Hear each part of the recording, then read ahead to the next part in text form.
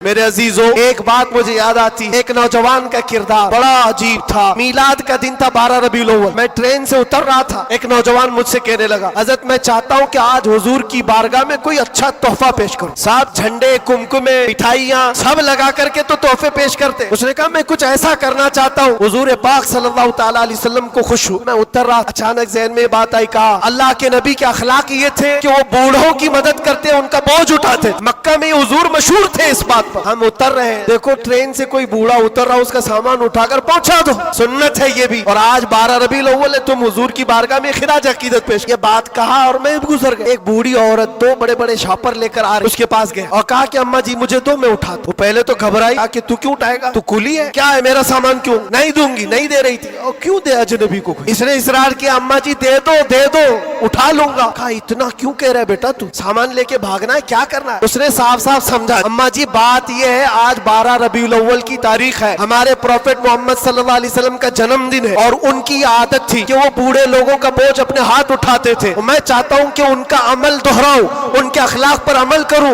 اور میں ان کی روح کو خوش کروں۔ بوڑھی کے دل میں بات آ، لے لے بیٹا، تو تیرے نبی کی بات کر رہا ہے، تمہارا کوئی تہوار کا دن ہے، یہ کرنا ہے تو کرو۔ وہ شاپ پر لے کر کے گیا، اس کو جہاں تک پہنچانا تھا پہنچایا۔ یہ بات آئی گئی گزر گئی، ہم بھی تو سوچتے ہیں کہ چھوٹی سی بات۔ 6 مہینے گزر جانے کے بعد اس نوجوان نے مجھ سے کہا کہ حضرت وہ بوڑھی عورت جس کا میں سامان اٹھایا، وہ ابھی رابطے میں، کانٹیکٹ میں، ابھی آئی اور کہہ رہی ہے کہ بیٹا 6 مہینے گزر گئے، اب تک میں تیرے نبی کا بایو ڈاٹا ہی پڑھ رہی ہوں، اب تک میں ان کے اخلاق ہی پڑھ رہی ہوں۔ کیوں؟ تیرے اس عمل نے مجھے اتنا متاثر کہ اس زمانے کا کوئی جوان، ارے میرے بیٹے میرے پوتے نہیں آئے مجھے لینے، کسی اور کا بیٹا میرا سامان اٹھا رہا ہے، اس کے اندر اتنا اثر کہاں سے آیا؟ اور جب تو نے بتایا تیرے نبی کے عمل ہے، میں نے سوچا کہ اس نبی کو کیوں نہ پڑھوں۔ پڑھتے پڑھتے میں اس مقام پر پہنچ گئی، بتاؤ تیرا نبی کہاں ہے، میں بھی جاؤں غلامی میں شامل ہو جاؤں۔